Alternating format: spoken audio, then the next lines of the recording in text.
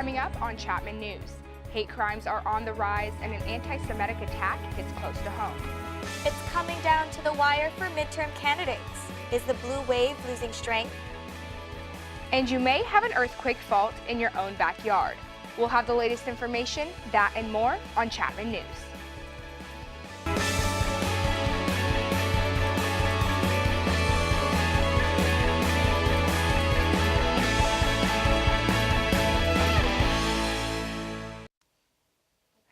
Good afternoon, you're watching Chapman News. I'm Jada Sandu. And I'm Shannon Demingsil. There's a lot to cover today, so let's get started. The hate continues as an Irvine synagogue was attacked by a vandal who spray-painted anti-Semitic graffiti on an exterior wall. The Irvine Police Department was called to the scene around 1 a.m. Wednesday after surveillance video showed the hooded vandal jumping over the fence and spray-painting the wall. Police are investigating the incident as a hate crime, and this coming just 4 days after a gunman killed 11 people at a synagogue in Pittsburgh. The Irvine Synagogue will be increasing its security with a grant they recently received from the Department of Homeland Security. I really truly believe that whoever has done it, somehow they've got so much hatred in their heart. I don't know how they deal with anything in their lives. Video of the crime is too dark for authorities to tell if the suspect is a man or a woman. They are still investigating the incident. Memorials continue for the 11 people killed in that synagogue attack last Saturday in Pittsburgh.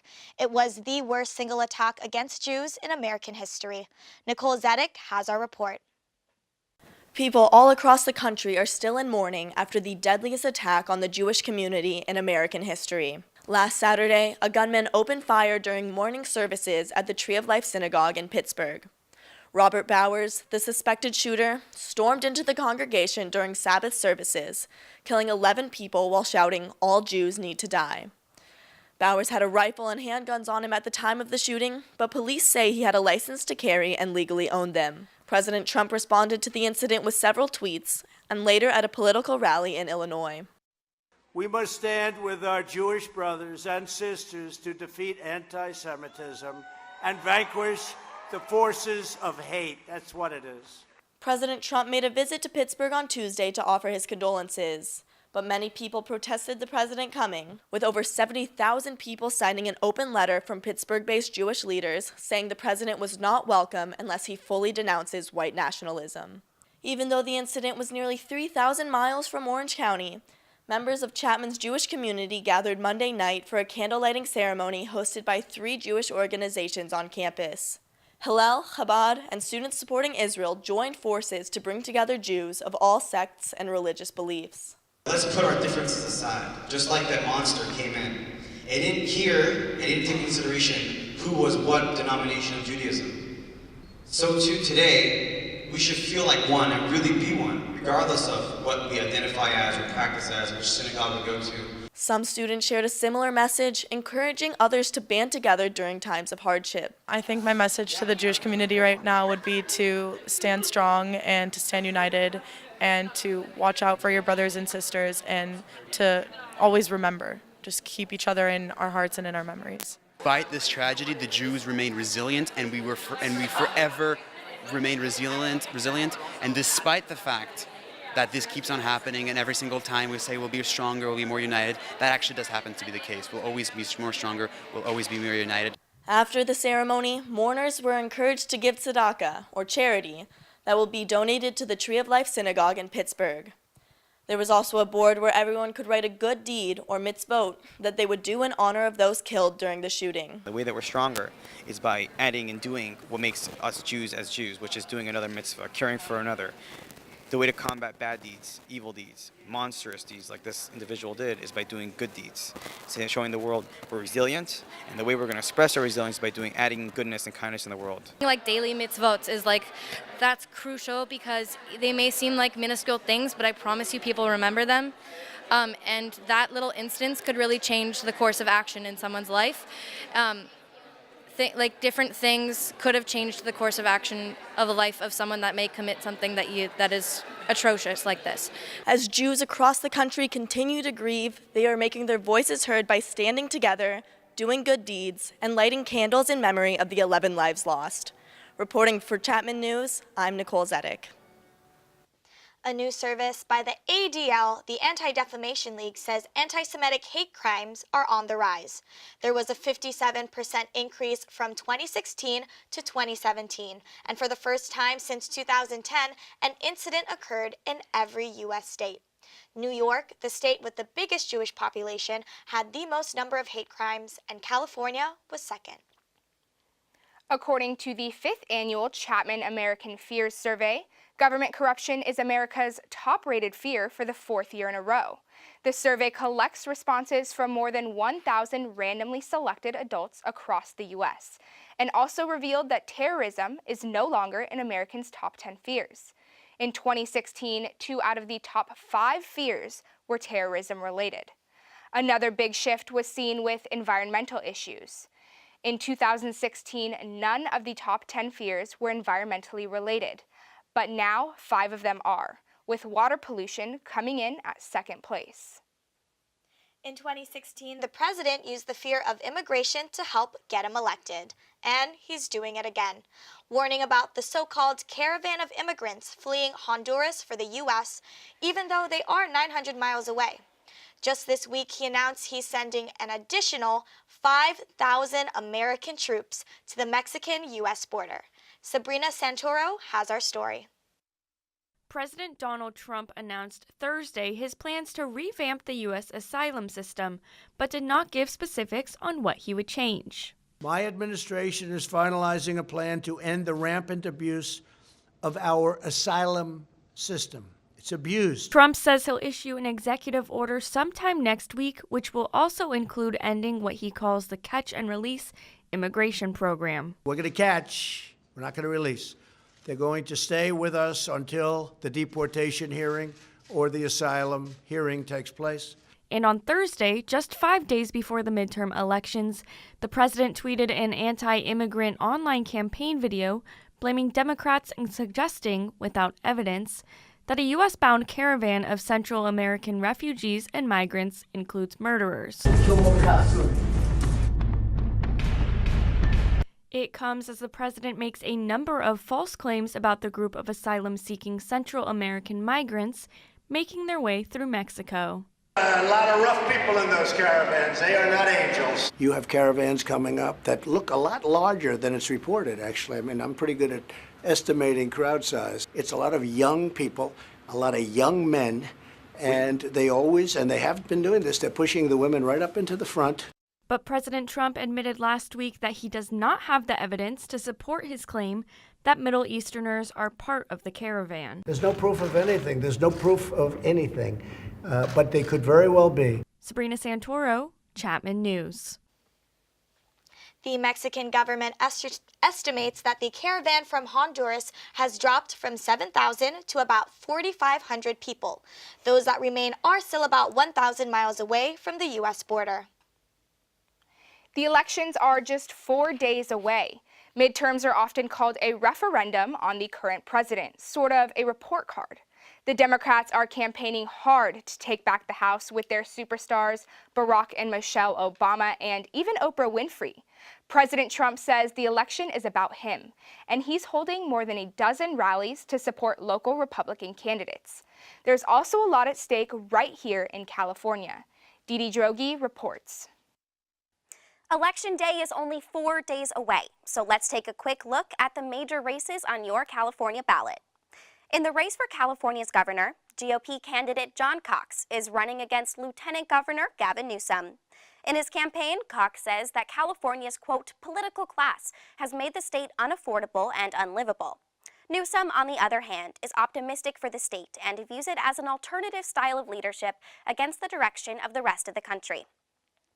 Newsom is former Governor Jerry Brown's top pick, and he is currently leading in the polls. One of the recipients of the mail bomb sent last week by a far-right activist in Florida was California's own Dianne Feinstein, who is running for re-election to the Senate this year against fellow Democrat Kevin De Leon. De Leon says that California needs a new, more progressive voice in the Senate, while Feinstein believes that her seniority of almost 30 years speaks for itself. In my time, this is a very unusual and a very unique time, and it causes me great pause because the one thing America needs to do is be constant with the world, be constant with our values, bring the country together, don't separate it. For now, it's looking like Feinstein will keep her seat. Now, to wrap up our weekly district-to-district analysis of Orange County's key congressional races is District 49, which begins at the edge of Orange County in Dana Point and San Clemente and reaches to Oceanside, Carlsbad, and Encinitas.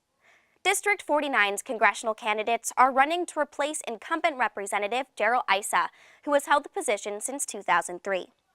Republican Diane Harkey was previously mayor and on city council for the city of Dana Point.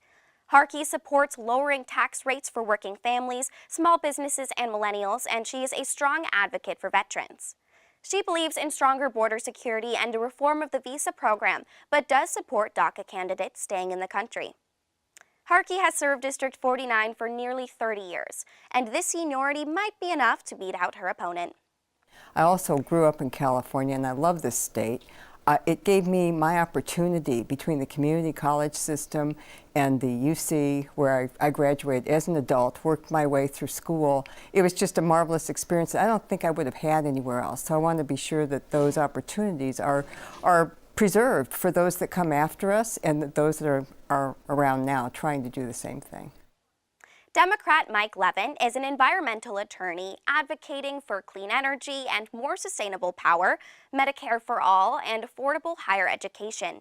He also wants to prevent gun violence, protect Social Security and women's right to choose, as well as upping the federal minimum wage to $15 an hour.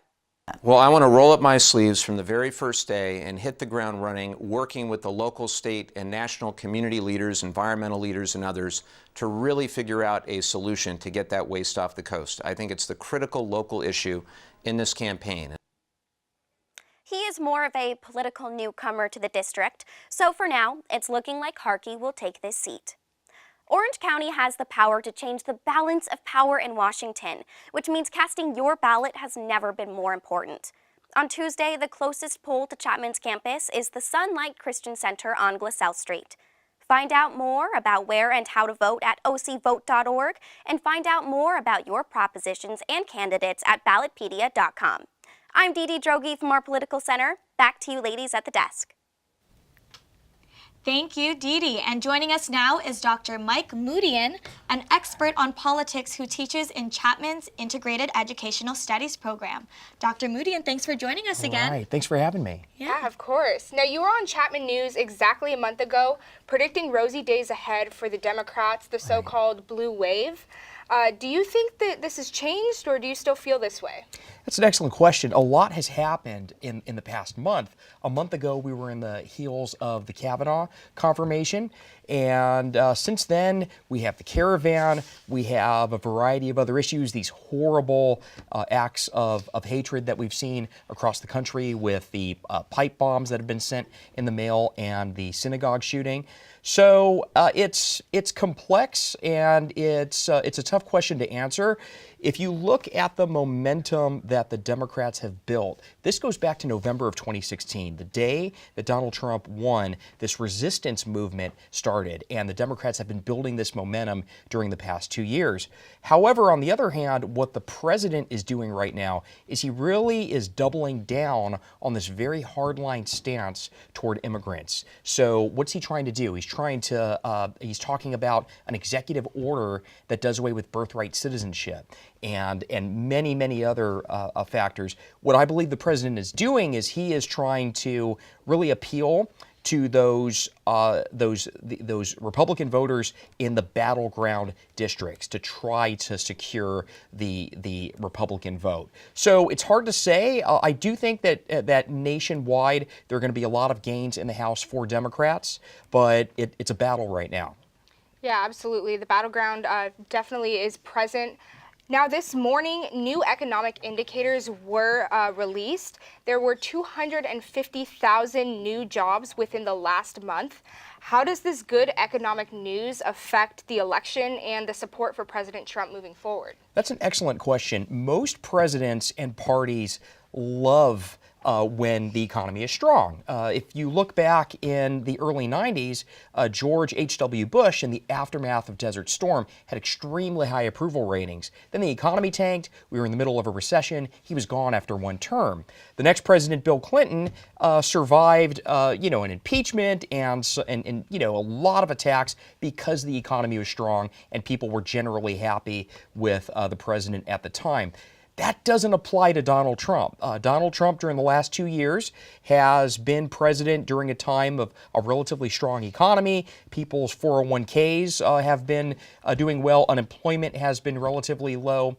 But he is so controversial and says so many controversial, alienating, polarizing things that really his approval rating hasn't been able to bump much higher than the high 30s and low 40s. So for any other president going back to the beginning of television, this would be something that would be an absolute, gold mine for them. The rules are much different with Donald Trump. Definitely. And we also talked about upsets in Orange County with Democratic victories, changing the balance of power in Washington.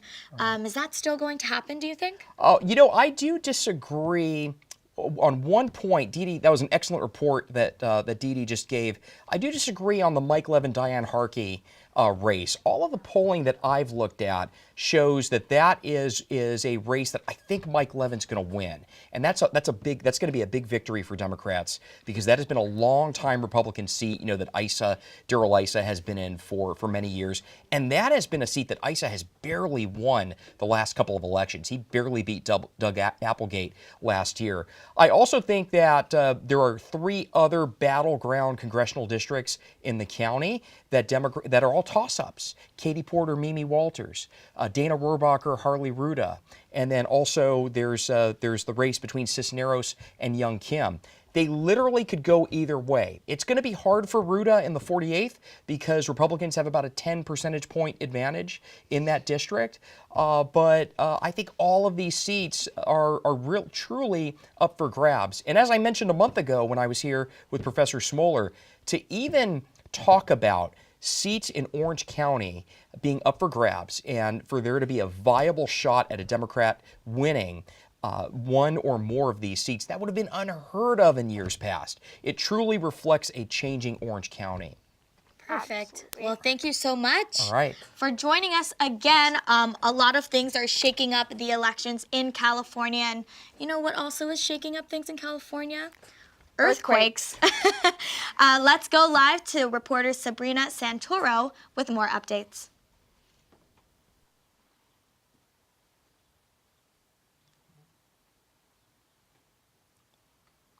Sabrina, what information do you have for us? Coming up on Chapman News, I'll have new information on earthquakes and their threat in Southern California.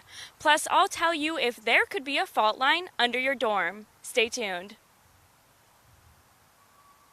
Show you how one popular beach is going to the dogs in what's become a biannual Southern California tradition. Today is the beginning of a bright new future for this country.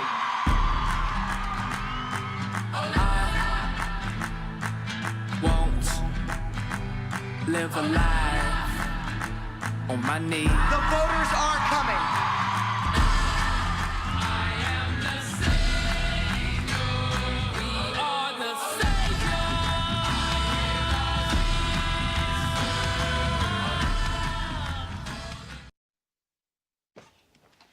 Yesterday, Google employees staged walkouts at offices around the world to protest against what they believe is an environment that has ignored sexual harassment and discrimination allegations. The demonstrations follow after a recent New York Times investigation that exposed sexual harassment allegations over the years by executives and multi-million-dollar severance packages for the accused. At Google's Mountain View, California campus, More than 1,000 employees walked out of the company's headquarters in protest of the company's lack of transparency over the past cases. Similar results occurred around the world at locations in New York City, San Francisco, Europe, Asia, and India. The popular ride-sharing service Uber has a new 911 feature to enhance the safety of passengers. The app will feature a 911 button that will connect riders to the Los Angeles emergency system and will share information of the rider's vehicle and location. Uber states that this feature is to protect everyone and to deliver information quickly so that emergency responders can react as soon as possible. The captain of the Los Angeles Police Department, David Storaker, believes the app will be particularly useful to those in Los Angeles who are unfamiliar to the area. By 2020, the LAPD hopes to continue these advancements by allowing callers to send videos and precise locations to 911 dispatchers. Now, California is shaking and it's quaking. And earthquakes are here, and there's a conference on campus about that today. Sabrina Santoro is at Hart Park in an area at risk for damage during an earthquake with new information.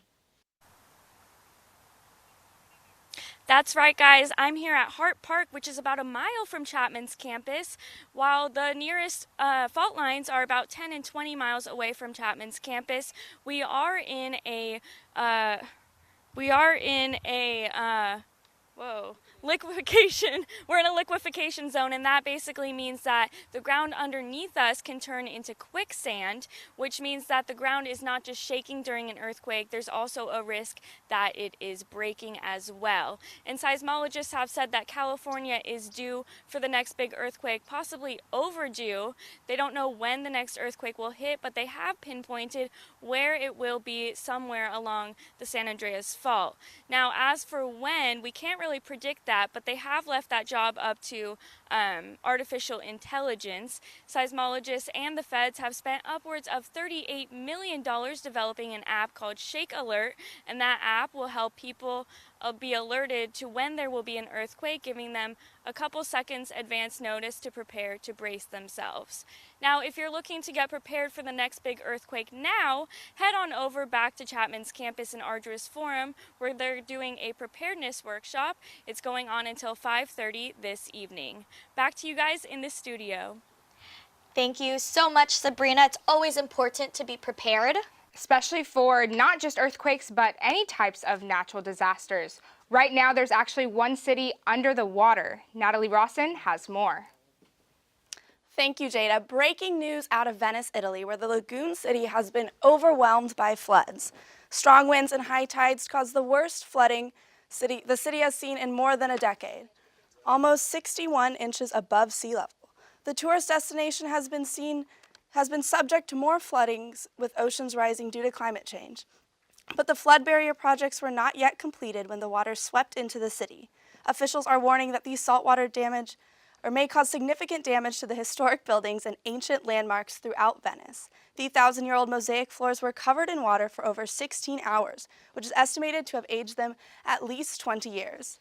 Moving back overseas to a more local climate here in Orange, California, we're working with much drier conditions. But that's not always a good thing, as fire warnings seem to remain in effect week after week. Our local temperature is currently 82 degrees and sunny. Now let's take a look at our forecast for the OC region. So up in Westminster, we're looking at 85 degrees. Orange is at 87. Looks like it might be a great day for the beach. Newport is at 82 and Laguna at 81. Now in Mission Viejo, we're looking at 86 degrees and a little bit cooler down in San Clemente with 78 degrees. And a bit farther north in Santa Barbara, we're looking at 80 degrees. And then Los Angeles is at 85. A little bit toasty in Anaheim with 88 degrees. Oceanside's at 81, over in Catalina on Avalon at 80 degrees. Not too much cooler at Big Bear with 68 degrees. Nice and toasty in Palm Springs with 93 degrees and 85 degrees down in San Diego.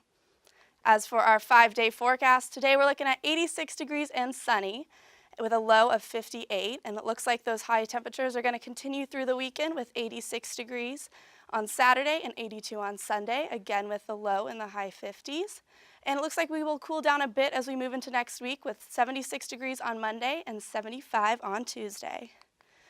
And just a reminder, it is daylight savings this weekend, so we will be falling back an hour on Sunday. That's all I have for you today. I'm Natalie Rawson, and I hope you have a great weekend. Back to you ladies at the desk. Time is ticking on the climate change clock. A new study suggests oceans have absorbed 60% more heat over the past 25 years than researchers had previously estimated, taking up over 90% of the excess heat trapped by greenhouse gases. This means fossil fuel emissions affect Earth much more than we had thought, a certain problem for the future of our planet. Scientists believe this finding will now make it difficult to keep within the temperature rise targets set in place by governments in the Paris Climate Agreement. This agreement aims to limit the Earth's temperature increase by 1.5 degrees Celsius or 34.7 degrees Fahrenheit. Some results of warmer seawater include a rise in sea levels and less oxygen to support marine ecosystems. And coming up after the break, this week's edition of the Best Campus Sports Show. Stay tuned.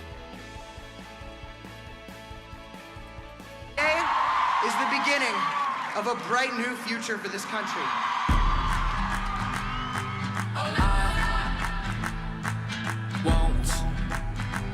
Live a life on my knees. The voters are coming. I am the savior.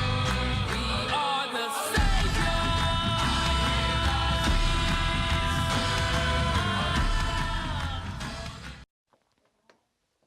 Chapman faculty and students came together for one last Halloween celebration Wednesday morning. Nicole Zedek has the story. Tala Piazza was full of people, panthers, and plenty of pumpkins on Halloween as different faculty departments competed in the annual pumpkin pageant. The pageant may seem like a treat, but don't be tricked. Competition is fierce, and faculty go all out to showcase their knife carving skills. We really each took a part and kind of put everything together, all the little small things add up. Over the past 2 weeks, we brought everything together, team effort from Dodge College. Along with the pumpkin competition, there is a costume contest full of elaborate group ensembles. The creative carvings and costumes are judged in 3 categories, including Most Original, Most Humorous, and Best Chapman Theme. This year, University Advancement won Most Humorous with their rendition of Miley Cyrus's Wrecking Ball. Schmidt College took home Best Chapman Theme with their homage to the new science building, and the Mad Scientists of Crean College won Most Original with their terrifying pumpkin cadaver. I especially love that ours is really active and, seeing all the smoke come out and makes it really real and fun. With the competition aside, the pumpkin pageant is a great way for students to see their teachers in a fun environment as they showcase their creativity. The annual pumpkin pageant was a spooky success, and faculty certainly scared up a good time with their pumpkin masterpieces and creative costumes. Reporting for Chapman News, I'm Nicole Zedek. Congrats again to our very own Dodge College for taking home first place this year. Gosh, pumpkin carving is such hard work, taking all of that gunk out. Between that and the competition, it's almost a sport in itself. Oh, and speaking of sports, here's Brad Benson with our Best Campus Sports Show.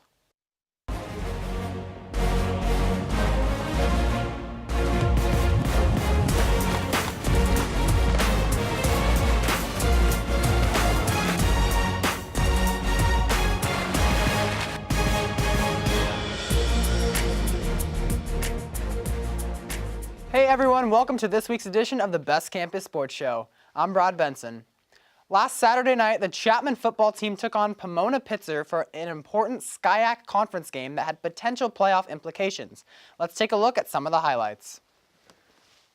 At the end of the first quarter, Pomona quarterback Carter Oderman dumps it off to his running back Dominic Norris on the screen and takes it in to give Pomona the 7-0 lead. Next drive, Chapman responds with their own running back Nicholas Cowan to tie the game at 7. Then, with 21 seconds remaining in the first half, Ian Thieber looks downfield and puts it up for Dominic Vacker, and he somehow comes down with the inbounds to give Chapman the 14-7 lead. Pomona tries to respond with a big play of their own, and Oderman's throw is picked by Frankie Nares. Chapman goes into halftime with the lead. 3 minutes left in the third quarter, Oderman, the lefty, rolls to his right and finds David Burkinski in the end zone to tie the game at 14. After a Pomona field goal, Chapman goes 75 yards and caps it off with a Jake Newman touchdown. But they left too much time on the clock. With 10 seconds left, Edward Cias takes a shot at the end zone and finds his starting quarterback turned receiver, Connor Oderman. Pomona comes away with the victory, 24-21.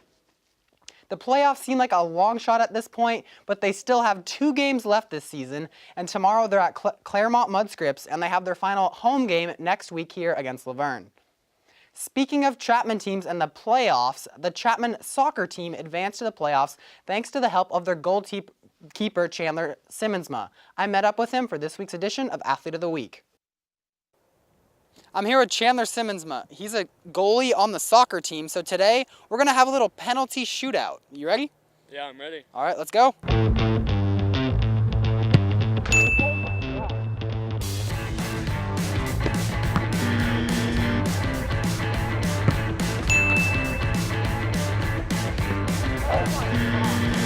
was terrible. I didn't stop it, but it didn't go in. Well, it's your first year on the team and you're already such a huge player on the team. How do you improve your role going forward in the next couple of years? I think I can improve in a lot of areas. My game's not perfect. I think we have 3 very capable goalkeepers on the team. I was thankful or lucky enough to be able to get the starting position. So I just want to build off of that, improve different areas of my game, and hopefully keep improving.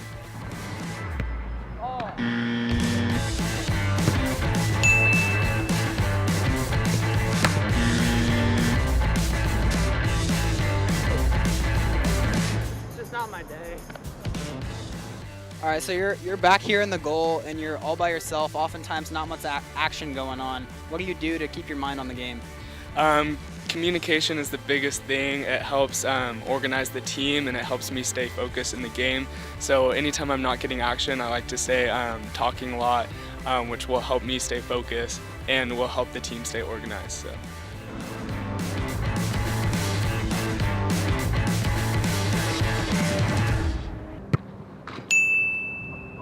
All right, well, he got 4, and I at least got a workout. I mean, I definitely have a new appreciation for how hard it is to stop a penalty kick. Well, good job, man. Yeah, thank you. All right, thanks for joining us for another edition of Athlete of the Week. The soccer team's first game in the playoffs was last night against Claremont Mudscripts, and guess what? They won the game in penalties. I always assumed that stopping a PK would be hard, but seriously, that was impossible.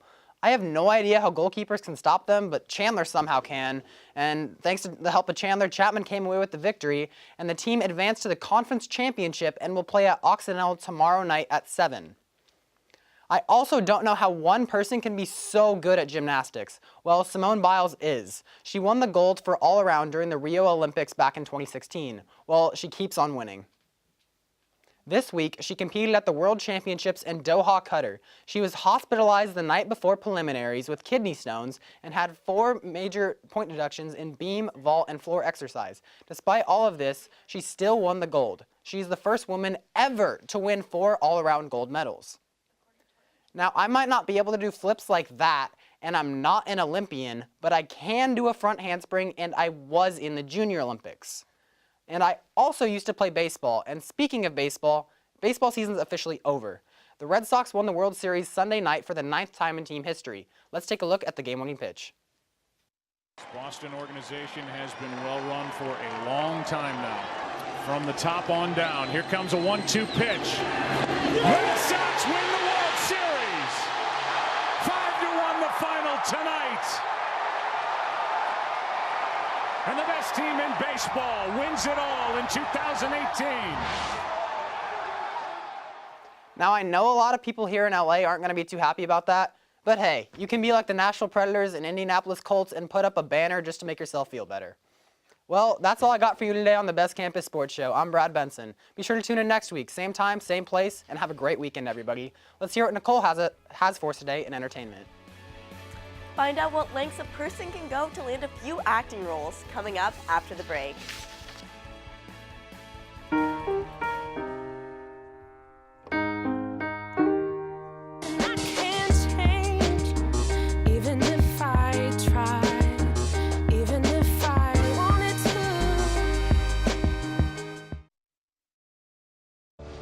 This year, patriotism shouldn't just be about pride of country. It should be about love. Remember that to love America is to love all Americans, because love has no labels.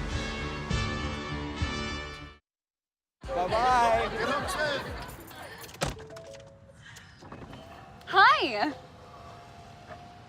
Hoping for a crisp breeze to help keep you alert. Oh, he took a sip of water too. That'll probably help.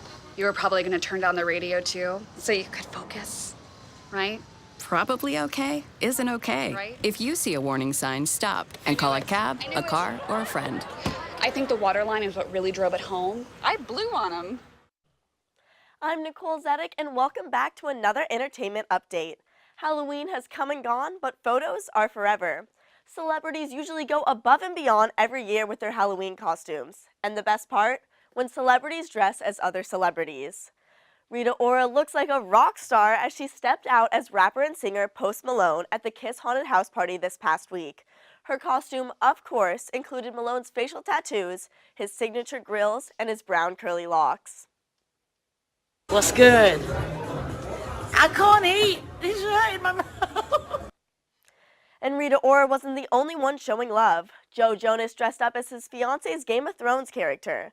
Sophie Turner has played the character Sansa Stark for 8 years, and Jonas may have snatched the role from her in just one night. Jonas dressed in a red wig and embroidered blue gown and also perfected Sansa's signature hand pose. Last but not least, Heidi Klum, the queen of Halloween, dressed as a celebrity from the swamp. Klum posted a selfie on Instagram of herself and her boyfriend Tom Kalitz, covered in green and prosthetics. According to US Weekly, she started planning her costume in June, and her goal for the holiday is to always be unrecognizable and to set the bar really high. And boy, has she done it again. The lengths Heidi will go to during Halloween and the lengths some people will go for gigs. Todd Lauderette, a New Mexico-based actor, tried to advance in his acting career by telling casting directors that he lost his arm during combat in Afghanistan. Lauderette, who most recently appeared in Better Call Saul, admitted this week that it is all untrue. The actor revealed that he cut his own arm off 17 years ago during what he called a psychotic episode after he stopped taking his medication for bipolar disorder. The industry obviously took a different angle. I was different, and so they liked that. They trusted me that I was exactly who I said I was. I was a war veteran. Lauderette said that living with the lie has been difficult, which is why he came forward. He hopes that this will help others who are struggling with mental illness to understand the importance of taking their medication. Speaking of coming clean, the drama between two music queens may be over and done with. Almost 2 months ago, the two hip-hop queens got into a fight at the Harper Bazaar Icon Party during New York Fashion Week. Videos were captured of the two stars in an altercation showing Cardi throwing her red heel at Minaj. The Bodak Yellow star was then escorted by police, leaving with a sizable mark above her left eye. And although more fuel was poured into the fire this week, Nicki went on Twitter posting that we should focus on positive things from here on out. Cardi B shared the tweet on Instagram agreeing to the truce, writing that we should keep it positive and keep it pushing. Now before I go, be sure to keep up to date with us on social media at Chapman News and watch episode 5 of our Instagram TV series, This Just In. That's all I've got in entertainment today. I'm Nicole Zedek. Back to you ladies at the desk. Last Saturday was anything but rough at Corgi Beach Day. The event hosted hundreds of corgis and, of course, their humans, kicking off at 9 a.m. and lasting throughout the day with plenty of activities and events in between. Reporter Dominique Grun spent the day with these adorable pups. Here's her story. The rest of us were all... It's hard not to enjoy the sights of Corgi Beach Day.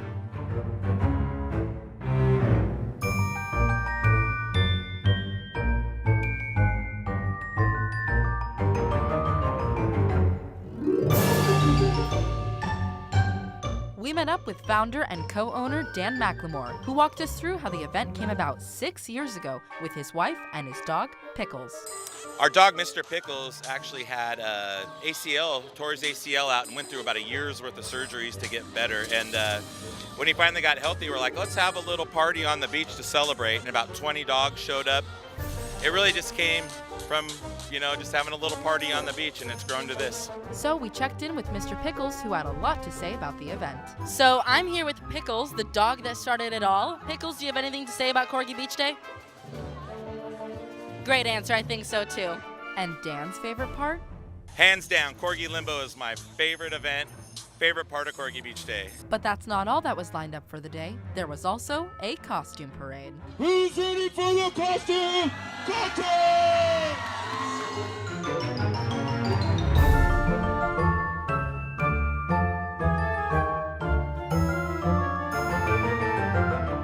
But besides dressing up and the fun activities, we asked around to see what this event means to owners and their dogs. Well, we love corgis.